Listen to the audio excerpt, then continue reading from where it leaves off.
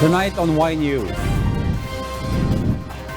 Freed heinous crime convicts surrender hours before President Rodrigo Duterte's deadline lapses tonight. Police tracker teams all set for deployment to run after convicts who will not surrender.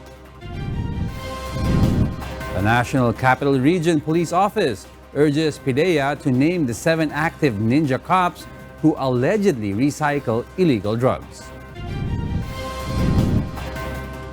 And the World Organization for Animal Health records about 8,000 swine deaths in the Philippines from August 30 to September 12.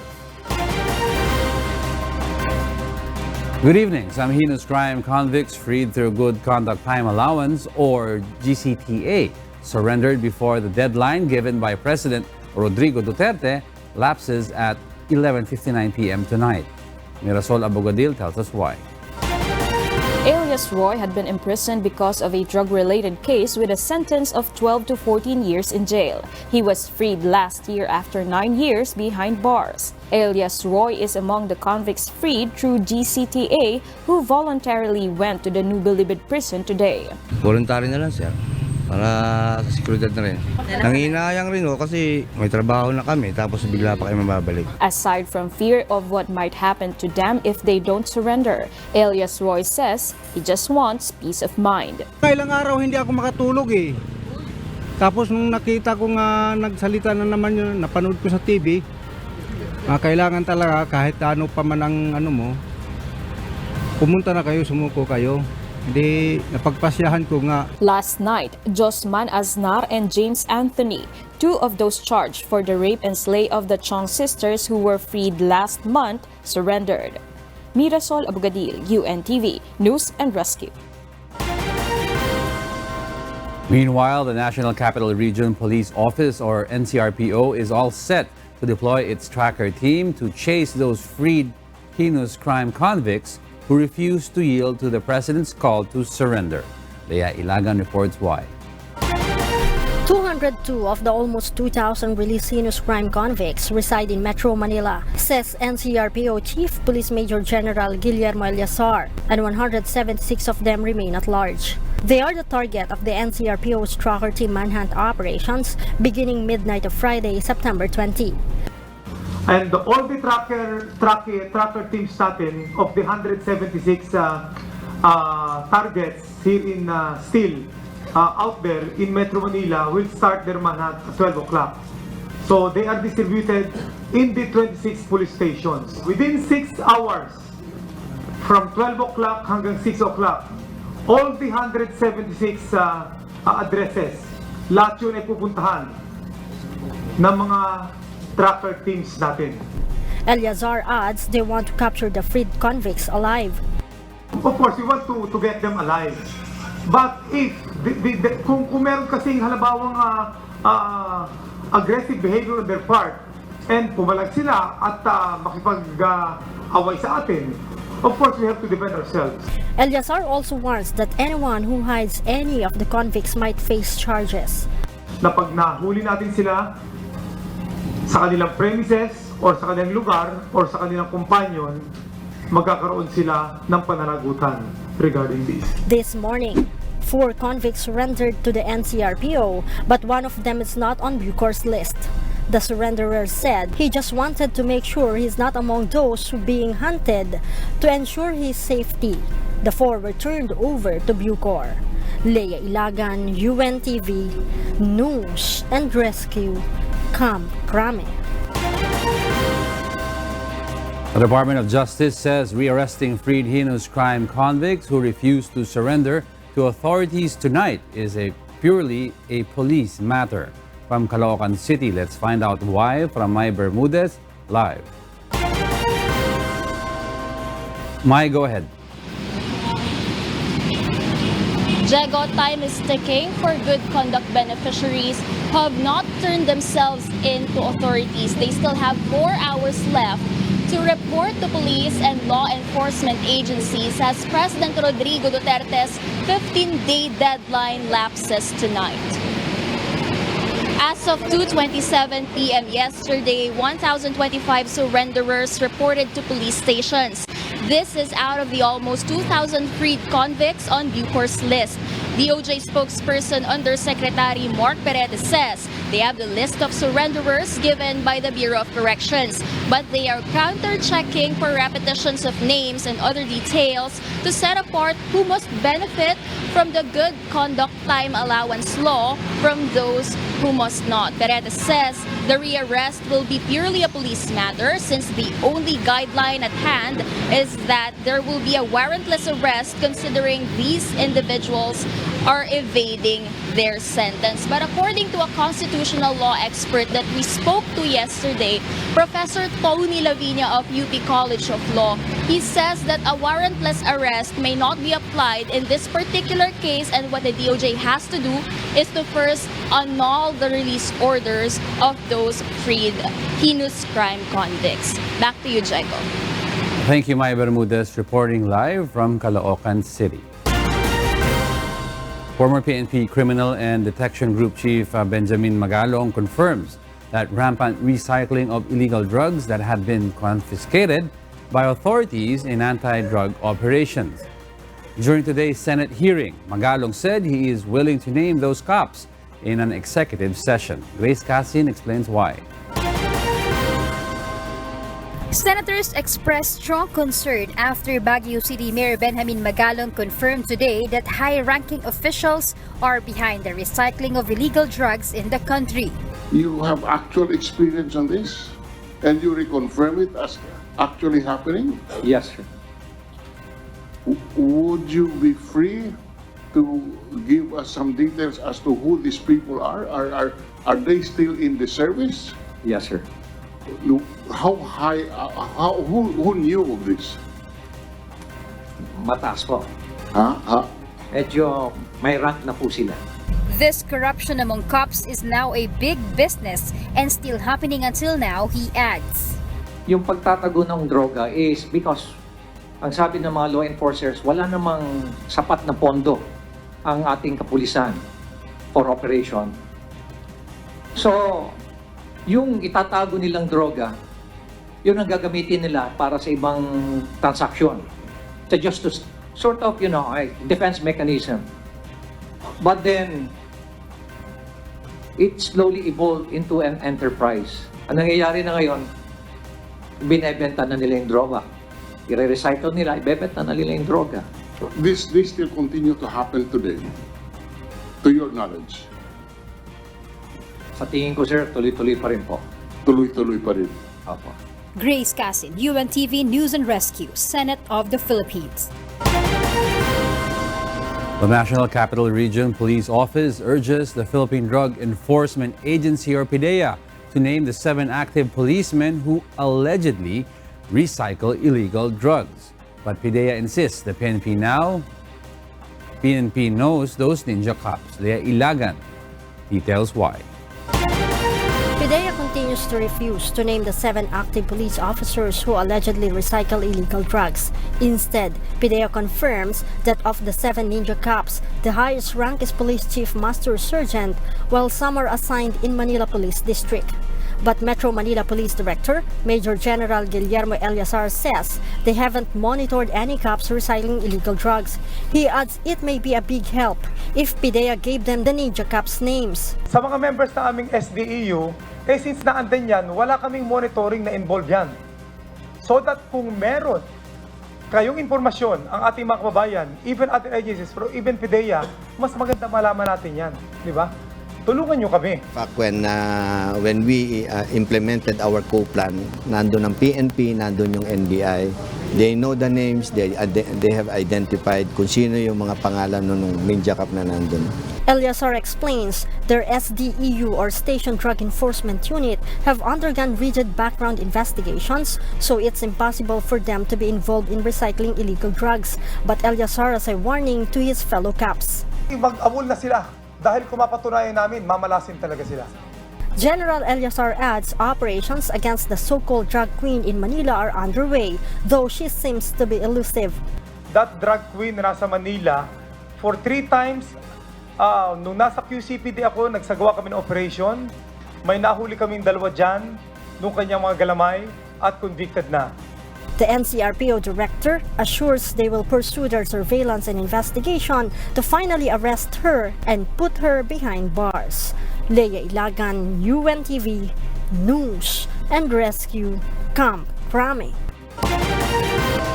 Welcome back to Y News. We pick up to where Angelo Castro III left off. I'm Alex Baltazar, and here are the headlines. The World Organization for Animal Health records about 8,000 swine deaths in the Philippines from August 30 to September 12, 2019. Hog raisers in Mindanao are recommending the establishment of a quarantine wall to block the entry of the African swine fever virus in the region. President Rodrigo Duterte certifies the proposed 2020 national budget as urgent.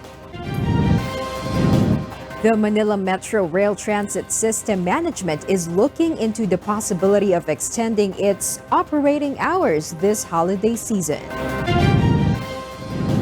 And flip-top rapper Looney nabbed in a drug buy-bust operation of police in Makati City.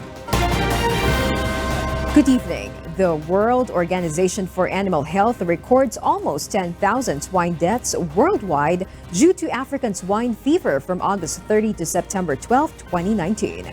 Of that number, 8,000 are in the Philippines. June Soriao details why. 19 countries have declared African swine fever or ASF outbreak this year. The World Organization for Animal Health or OIE reports that from August 30 to September 12, 2019, almost 10,000 swine deaths worldwide were recorded. Of those cases, 1,500 are in Europe and over 200 in Africa. Out of the 8,000 reported hog deaths in Asia, 80% or 8,000 are in the Philippines. But the Agriculture Department clarifies that the number is recorded in a 2-week period and not since when the outbreak began in the different countries. Mula pa noon, ayon sa OIE, yung World Animal Health Organization, 2.5 million na ang namatay na baboy dahil sa ASF. Sa atin, 7,400. I-divide mo yun, lalabas 0.00279. Parang 3,000. Ibig sabihin, 3 baboy na namatay na 1,000. 3 galing sa Pilipinas. 1,000 worldwide.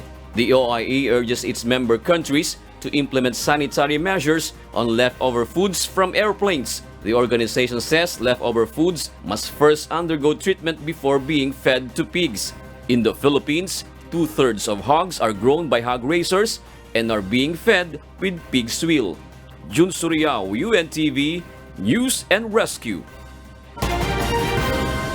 The Agriculture Department continues to monitor and quarantine the areas affected by the African swine fever. The question is, how can the ASF virus be transmitted indirectly? Find out from this report. It has been days since the Agriculture Department officially announced the African swine fever or ASF outbreak in some parts of Rizal and Bulacan. But the DA says it is contained and not epidemic. In the report submitted by the Bureau of Animal Industry to the World Organization of Animal Health or OIE last September 9, the origin of the ASF virus infection in the country is still unknown. But it cited illegal movement or transport of infected pigs, swill feeding, and vomits as source of the outbreak. Though the disease is exclusive to hogs, humans can be carriers of the virus when exposed to contaminated areas through clothing and footwear. Swill feeding, farm equipment, and even vehicles used to transport infected hogs can also carry and spread the virus. The Department of Agriculture says the 1-7-10 quarantine protocol is still in effect to prevent the virus from spreading. DA spokesman Noel Reyes explains inspectors have been deployed to disinfect Ground Zero or ASF-infected areas and other contaminated areas. Their inspectors wear disposable protective gears, which are buried after their operations to prevent carrying the virus. Everybody. Lahat po, kaya pinapaigting namin yung biosecurity measures kasi lahat yan na humawak, sapatos, damit, lahat ng doon, dapat naka-gloves na wag nang pumasok doon. A national task force will also be created to strengthen preventive measures across the country. President Rodrigo Duterte has approved the release of 78 million pesos of the DA's emergency fund to control and manage the disease. The DA assures the public that pork products sold in the local market are still safe to eat. Harleen Delgado, UNTV News and Rescue, Quezon City. Hog raisers in Mindanao are recommending the establishment of a quarantine wall to block the entry of the African swine fever virus in the region. Mai Bermudez reports why. The Association of Hog Raisers in Mindanao conducted a forum yesterday to discuss steps to prevent the entry of African swine fever in the region. According to Mindanao Development Authority Chairman and former DA Secretary Manny Piñol, prohibiting the entry of pork products in Mindanao from ASF-affected areas will be strictly enforced. Feeding hogs with swill or leftover food is also set to be banned. Recommendation of the stakeholders yesterday was to set up a quarantine wall to protect Mindanao from the entry. At saka wala namang masyadong problema dahil net exporter kasi Mindanao ng meat products, ng pork meats. In the country, only the provinces of Rizal and Bulacan have confirmed ASF cases. Piñol says Mindanao is a net exporter of pork products in and out of the country, meaning production is more than the consumption requirement. That's why importing pork products from Luzon aside from processed meat is not needed. The critical points of entry of meat products in Mindanao are General Santos, Cagayan de Oro, Zamboanga, and Surigao del Norte, according to Piñol. He says not only Mindanao but even other regions must install quarantine walls against the deadly hog disease. I think every region unaffected as of the moment should also do that. Mai Bermudez, UNTV News and Rescue, Pasay City. A doctor in the New Bilibid Prison Hospital confirms that the hospital pass for sale issue is true. Meanwhile, the National Bureau of Investigation presented to the Senate the telephone conversation of some Bureau of Corrections personnel on the GCTA for sale. Grace Casin details why. After a week-long detention under the Senate, New Bilibid Prison or NBP Medical Officer Orsiso Senas confirmed today that there are convicts who paid to be admitted in the NBP hospital. Yes or no lang? Yes or no? Meron bang nagpapabayad dyan sa loob ng NBP hospital? For the record ito, yes or no? Yes, Your Honor. Meanwhile, NBI Director Dante Geran confirms that Bucor personnel Veronica Bunyo, Belinda Mabel Bansil, and Senate witness Yoli Camilon are communicating.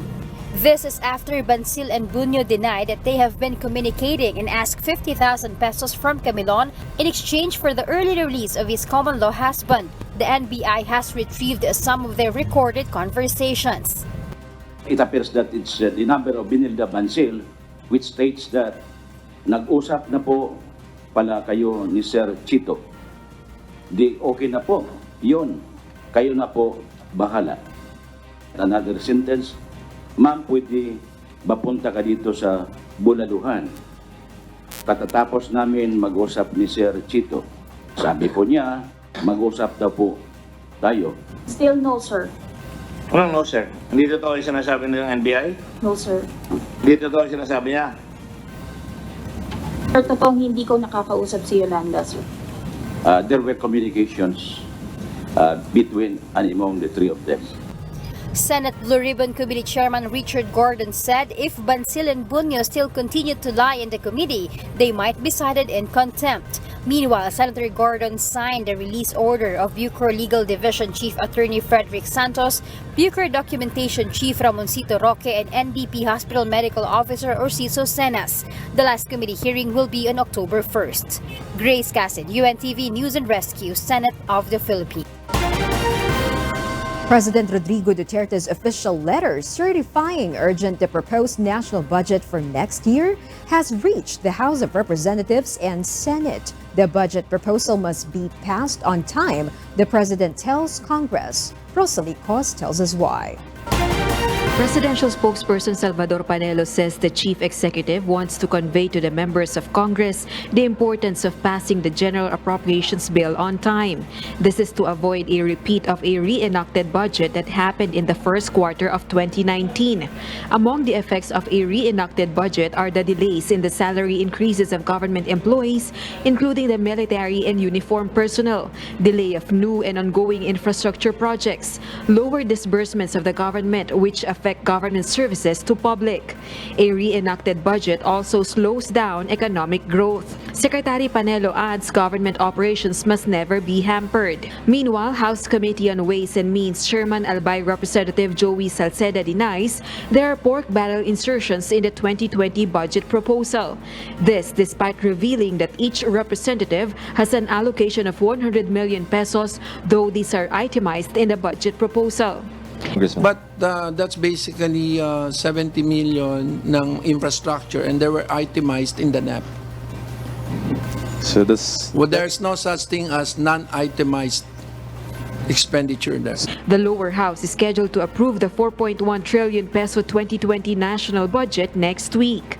Rosa Licoz, UNTV News and Rescue, Malacanang.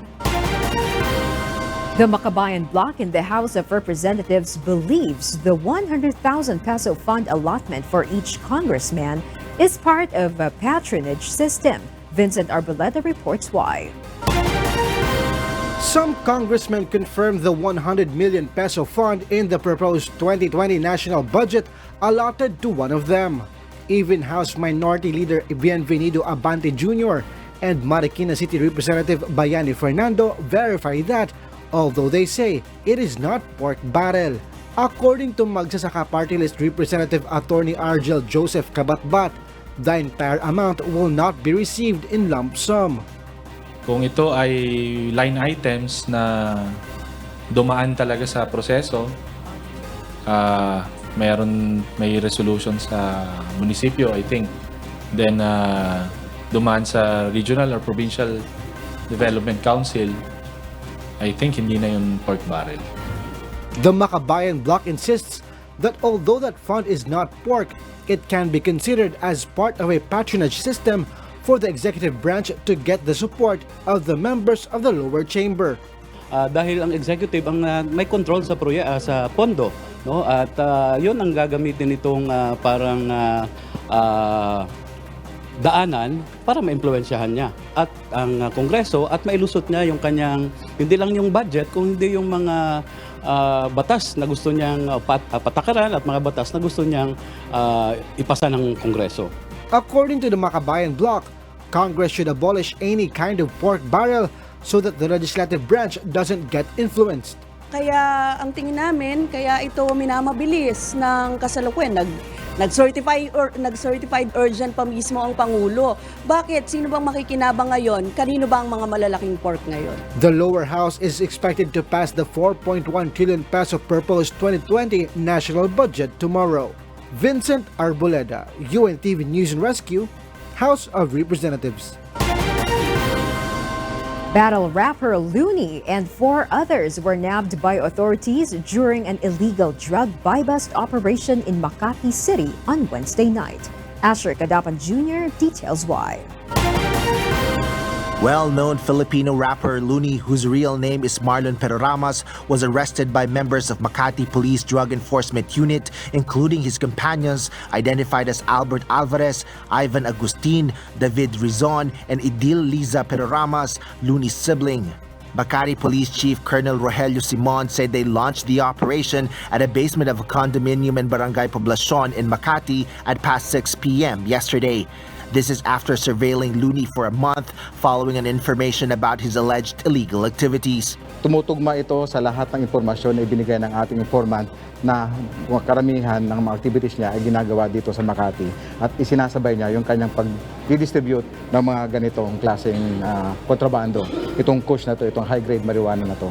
Seized from the group were 15 sachets of dried leaves believed to be high-grade marijuana or kush with an estimated value of 100,000 pesos, cell phone, and marked money. Looney, who rose to fame in the Rap Battle League flip-top, denied the accusations. Hindi po sa akin yan. Ang cellphone ko po dyan yung isa, yung maliit po, hindi po yan sa akin. Yung pera po tsaka yung lahat ng mga nasa sachet, hindi po sa akin yan. Looney insisted they went to the area to meet a child with a cancer. Pumunta po kami dito para sa batang may cancer. Nanggaling pa po ako sa radio interview kanina. Dumiretso po ako dito, tapos bigla na lang pong ganun. The Makati police chief has expressed dismay over Looney's arrest due to drug-related charges. Yes, nakakasama ng loob dahil personally kilala ko yung tao. Maraming nag-idol sa kanya. Meaning, madali siyang makahikayat ng mga nag-idolize sa kanya. Dahil sa sikat siya. Looney and his companions may face charges for violation of Comprehensive Dangerous Drugs Act of 2002. Asher Kadapan Jr., UNTV News and Rescue, Makati City. And to complete the most significant news for this day, Y News continues. Here are the top stories. No additional trains will operate this month, says the MRT management, although more passengers are expected to use the MRT. But what they looking into is extending the operating hours beginning November. Joanano tells us why. 3 sets of Dalian trains still cannot be deployed to run for MRT revenue operations. Although they have passed test runs, the approval to operate is yet to be finalized. Currently, there are 13 to 15 trains that transport MRT passengers every day with an average headway of 7 minutes, running at 30 kph only. We are doing our best to make sure that pa-insert namin ang Dalian as soon as possible time. Hopefully this month. I believe meron ng communications doon, top management issue. Sila po ang nag-uusap. Pero kami po ready. The replacement of rails, meanwhile, will kick off in November. It will be done between 11 p.m. to 3 a.m. so that the train operations won't be interrupted. Pagdating po dyan sa pag-rehab natin ng relays, ipipacing po namin yan kasi hindi naman po natin kayang isara yung buong sistema ng kung ilang buwan. Kaya pagdating po nitong Holy Week next year, 1 linggo po yan, talagang massive deployment po ng replacement ng relays natin. Joanano, UNTV News and Rescue, Quezon City. Meanwhile, the Quezon City Department of Public Order and Safety has given residents affected by their clearing operation 7 more days to relocate. Aiko Miguel tells us why.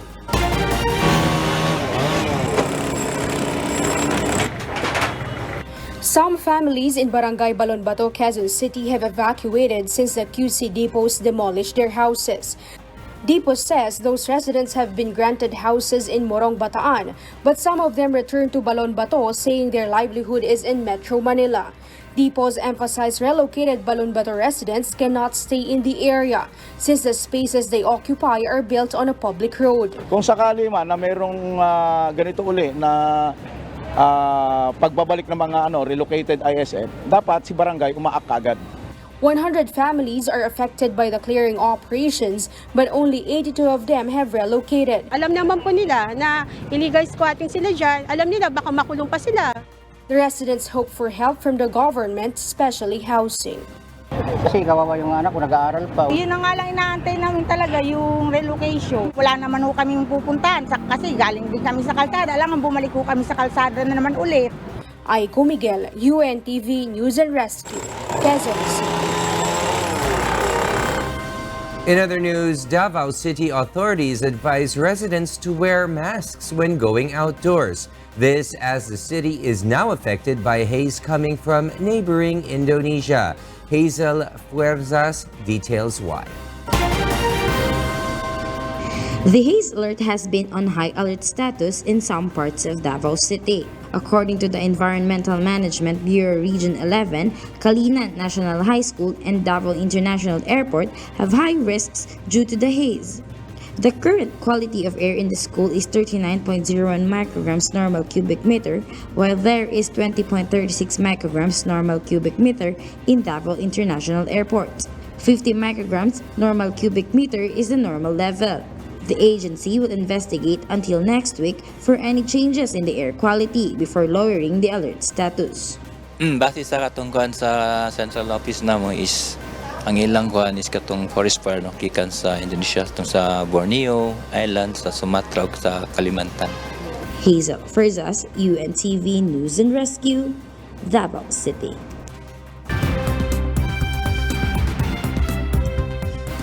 And for the news abroad, here's Kath de Maraos reporting live from Bangkok, Thailand. Kath, good evening. Good evening, William. A popular giant panda has died unexpectedly in a Thai zoo, prompting China to send experts to investigate. This report explains why. Chuang Chuang had been at the Chiang Mai Zoo in Thailand on loan from China since 2003. The 19-year-old bear was widely popular across Thailand, especially due to repeated efforts by the zoo to get him to mate with his female companion. His unexplained death on Monday caused uproar on Chinese social media, with many users accusing Thailand of not caring properly for the animal. According to Chinese news agency Xinhua, an investigation will be carried out to establish the cause of death. ด้วย MOU นะครับระหว่างรัฐบาลไทยกับจีนเนี่ย According to the memorandum between Thailand and China, we can't do an autopsy on the panda yet because it needs to be done jointly with Chinese authorities. We can't tell the panda's cause of death yet. รอทางจีนเพื่อมาชันสูตรร่วมกัน Some social media users on China's Twitter-like platform Weibo were concerned, saying Thailand is not suitable for raising pandas and they don't treat animals as well as we think. Others asked for the remaining female panda in Chiang Mai, Lin Hui, to be returned to China. Giant pandas, which are native to China, usually live for 25 to 30 years in captivity. They were regarded as endangered but were reclassified as vulnerable by the International Union for Conservation of Nature following an increase in numbers. China loans the animals to countries around the world as a way of strengthening diplomatic ties. Kat Dumaraos, UNTV News and Rescue, Bangkok, Thailand. Saudi Arabia's defense ministry has shown off what it says is wreckage of drones and cruise missiles that proves Iranian involvement in weekend attacks on 2 oil facilities. Jovic Burmas has this report. Saudi Arabia on Wednesday displayed remnants of what it described as Iranian drones and cruise missiles used in an attack on Saudi oil facilities as undeniable evidence of Iranian aggression. Defense Ministry spokesman Colonel Turki Al-Malki said a total of 25 drones and missiles were launched at 2 oil plants in last weekend's strikes, including what he identified as Iranian Delta Wing unmanned aerial vehicle and Ya Ali cruise missiles. He said the missiles have been used by Iran's Revolutionary Guards. This attack did not originate from Yemen, despite Iran's best effort to make it appear so. Their collaboration with their proxy in the region to create this false narrative is clear. Secondly, the attack was launched from the north and was unquestionably sponsored by Iran. Iran has denied any involvement in the assault that initially helped Saudi Arabia's oil production. The U.S. has stood by its accusation that Iran was behind the attacks. Secretary of State Mike Pompeo said after arriving in Saudi Arabia on Wednesday that it was an act of war. President Donald Trump said the U.S. had many options in response. Well, there are many options, as you know, Phil. There are many options, and there's the ultimate option, and there are options a lot less than that, and we'll see. We're in a very powerful position. Before the Saudi briefing took place, Mr. Trump announced he had instructed the Treasury to substantially increase U.S. sanctions against Iran following the attacks. UN experts have left for Saudi Arabia to carry out an inquiry into the attacks, Secretary General Antonio Guterres said, warning of the devastating consequences of a major confrontation.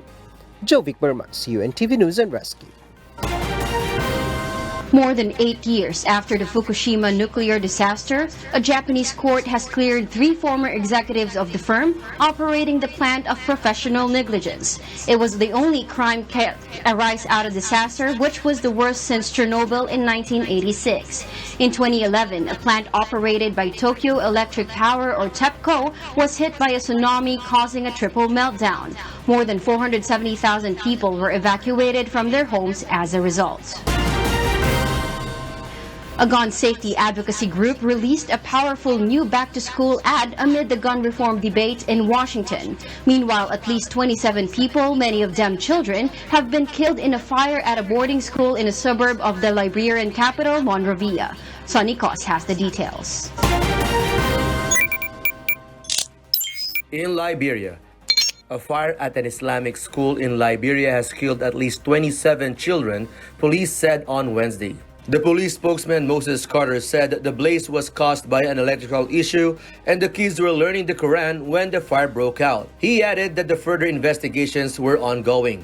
2 survivors were taken to the hospital, he said. President George Weah has visited the scene and expressed his condolences.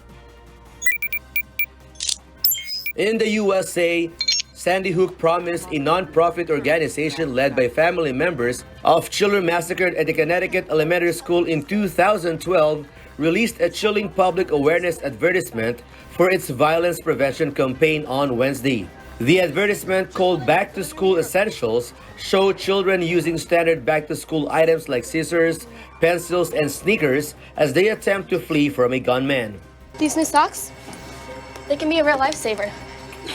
The advertisement aims to bring awareness to Sandy Hook's Promises School Violence Prevention Program, Know the Signs, which teaches youth and adults how to recognize warning signs and intervene to prevent mass shootings. A gunman killed 26 children and educators at Sandy Hook Elementary School in Newtown, Connecticut, where the nonprofit organization is based, in the deadliest public school shooting in U.S. history on December 14, 2012. Meanwhile, the climate campaigner Greta Thunberg has bluntly told members of Congress to heed scientists' warning over global heating on a day when the existential anguish of young activists were given a voice at the heart of Washington, D.C. power. Thunberg, the Swedish teenager who has ignited a global youth climate movement, said at the congressional hearing that she has no prepared remarks other than to submit a landmark IPCC report published last year that warned the rapidly approaching catastrophe of global heating.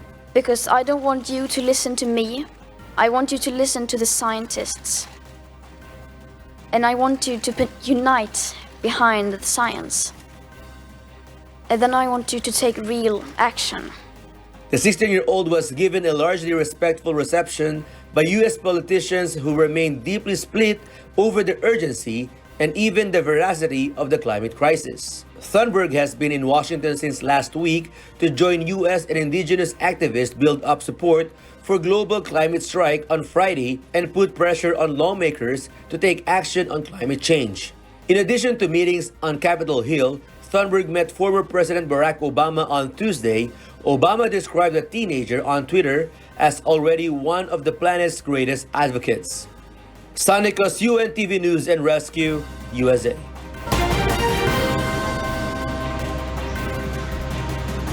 And those are the news from the other parts of the globe. Back to you, William. Thank you very much. Kath Dumaraos reporting live from Bangkok, Thailand. A Russian scientist living in the annexed Crimea has registered a new comet, which is likely to be a unique interstellar visitor. Jovic Burmas has this report. In 2017, astronomers spotted the first interstellar visitor sprinting through the solar system. Now, astronomers think we are again visited by another celestial body from a neighboring star system. Gennady Borisov, an amateur astronomer from Ukraine, spotted the object at a Crimean Peninsula observatory on August 30. Scientists who used bigger telescopes to follow up on Borisov's discovery found that the object is several kilometers across and has a highly eccentric projected path. It was also found to be a comet based on its fuzzy appearance. Named C/2019Q for Borisov, the object is traveling at a speed of about 150,000 kilometers per hour toward the Sun. Astronomers said this velocity suggests the object is likely from another star system. NASA has said the comet is likely an interstellar object. It was also quite an interesting comet. And throughout these 2.5 years, I tuned the equipment and tried to find a new object. My 8th comet was a logical discovery due to good equipment, persistence, and a lot of observation. Scientists can already detect its coma, the fuzzy haze surrounding the comet's nucleus that forms when the comet passes close to the Sun. The comet is expected to zoom past the Sun in December and will keep going until it is back in interstellar space. The eccentricity of C/2019 Q4's path suggests that it will only visit the solar system once. Because the comet is still on approach to Earth and is expected to be visible with professional telescopes well into next year, researchers will have more time to make observations. With more time to study the object, scientists may even find clues about the comet's origins from the coma of debris that it sheds. The object will dissipate from view by October 2020. Jovic Burmas, UNTV News and Rescue.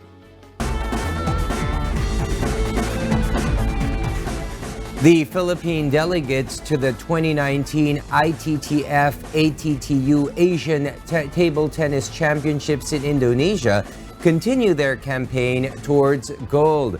In the men's singles, Jan Marinaire beat his Thai opponent in his round of 128 this afternoon. Jafet Hadassah did not let Kapali Sanyog leave the court with a win. He beat Nepalese 3-0. The three await their round of 64 matches later tonight. Ryan Rodney Jacolo, another Filipino delegate, lost to his Kazakhstani opponent. And in the women's singles, Jana Romero won her round of 64 match this evening against her opponent from Maldives 3-1, while Emmy Rose Dael, Keith Rain Cruz, and Rose Jean Fadol lost in their respective round of 64 matches today. 2019 ITTF ATU Asian Table Tennis Championships in Yogyakarta runs from September 15 to the 22nd. Zurich police started a new viral challenge where they lay out all the content of their emergency vehicle. Let's watch this.